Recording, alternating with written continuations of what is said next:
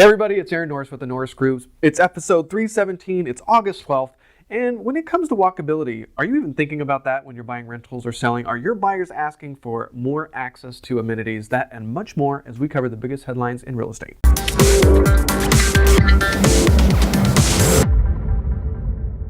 Do not miss the radio show and podcast this week. We've got Peter Aldana. He is the Riverside County Assessor and County Clerk Recorder. You'll learn where assessors saw the biggest increase in their valuations from the last year, Proposition 8 status, and more rules on Proposition 13, and more on the podcast this week. CoreLogic says that foreclosure rates are now the lowest since August of 2007, before the bust. The Mortgage Bankers Association reported a 7.1% increase in mortgage applications from last week. The second quarter saw a decrease in home affordability with the increase in home prices, and ATTOM Data Solutions, who is now the parent company of RealtyTrack, released their latest report showing a total of 6.7 million properties, or 11.9% of all properties with a mortgage, are seriously underwater, and that's down from 13.3% last year. The Connecticut Supreme Court has upheld new fees on MERS in MERS Corp Holdings Inc. versus Malloy. The MERS loan registry was created in the 90s and allowed lenders to skip recording security interest assignments at the county level each time a transfer occurred, which was of course very awesome because securitization of loans became very popular. You probably recognize MERS because they were part of the complaints and the show me the note strategy behind all those lawsuits during the downturn. So, counties across the U.S. sued for loss of their fees since MERS just totally skipped them, and they were listed as placeholder mortgagee, and MERS won most of those cases until now. In 2013, Connecticut changed its recording statute and instituted higher fees for loans where a nominee of mortgagee was on record, and they're going to pay a higher rate. Well, MERS is the only company that falls within that category, so of course MERS sued, took it all the way to Connecticut Supreme Court, and lost, so now they're going to try to get it reviewed by the Supreme Court. So the danger here, and why you would care, and this was a really long story, is because eventually, if a lot more counties and states decide to go that way, those fees could be tacked onto the loan and passed on to the consumer, so something to watch out for. Companies like Google, Apple, Facebook, LinkedIn, and Uber continue to expand in the Silicon Valley and beyond, increasing prices of more than just residential real estate. So commercial now has a backlog as these companies are expanding quickly and owners are being able to ask for a premium. Oakland is now the fastest growing office rental market globally. So maybe you want to look outside of just residential and look at those office spaces investors up in San Francisco. Dang.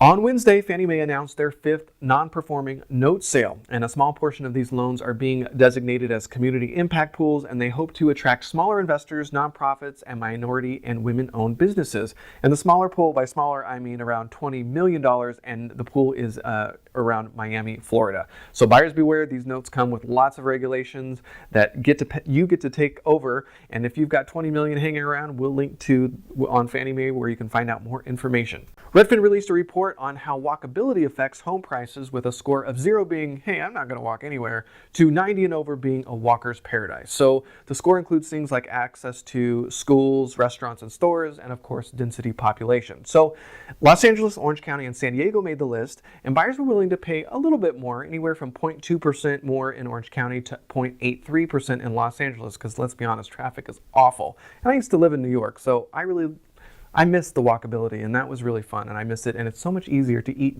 poorly and still keep weight off. So anyway, however, the number drops in luxury markets in those same markets. So in Orange County, you actually get dinged for walkability. So apparently, more premium markets don't care about accessibility to Starbucks. They want privacy, and they're willing to pay for it. So how about you? As you're selling houses or you're looking to buy, are you even thinking about walkability in your formula? If you're on YouTube, please leave a comment below, and don't forget to like the video and subscribe to the channel so you don't miss a beat. If you're on Facebook, please don't forget to not only like the Norris Group page, but don't forget to add us to your See First list and with notifications on. Leave your comments below the video, and if we miss something, share the story on our comment sections on either YouTube or Facebook, and we'll make sure to include it on our blog at thenorrisgroup.com/blog. All right, you're going to catch us September 20th, AOA $1 Million Trade Show out in Los Angeles. September 21st, stay put, cash out, or change seats. We're winding it down, so you're not going to want to miss it. That's going to be at Invest Club for Women, and then on the 28th, we'll be out in Glendale doing it with Invest Club for Women and Robert Hall & Associates. October 6th, we'll be up in San Jose at SGRAI doing that same talk. October 8th, it was sold out in February, so we're bringing it back to Southern California, cashing in on a boom. And of course, October 21st, I Survived Real Estate 2016. We are over 90% sold out, so if you plan on coming, you better get in, I think within the next week, or we're probably going to sell out. On November 5th, something a little different that we only do once a year, Cutting Edge Financial Tactics Brunch. That's going to be at the Mission Inn in Riverside, California, and we're going to be working with Keystone CPA, UDirect IRA, and Exeter 1031 exchanges, so a little bit of a different day, sort of cool. And then November 6th, our third annual T&G VIP subscribers. Subscribers, you already got the link. If you're not a subscriber to the Norris Group, why not? You get access to over 50 hours of education from our California Investor Series. It's all digitized, go at your own pace, and of course access to our newsletters that we do quarterly on our economic update newsletters. Awesome stuff. For more information on all of our events and hard money loans, including fix and flip, buy and hold, and new construction starting at just 6.9%, check out thenorrisgroup.com. And if you want more information on passive investing with trust deeds, check out tngtrustdeeds.com. With that, have a fantastic weekend, and we'll see you next week.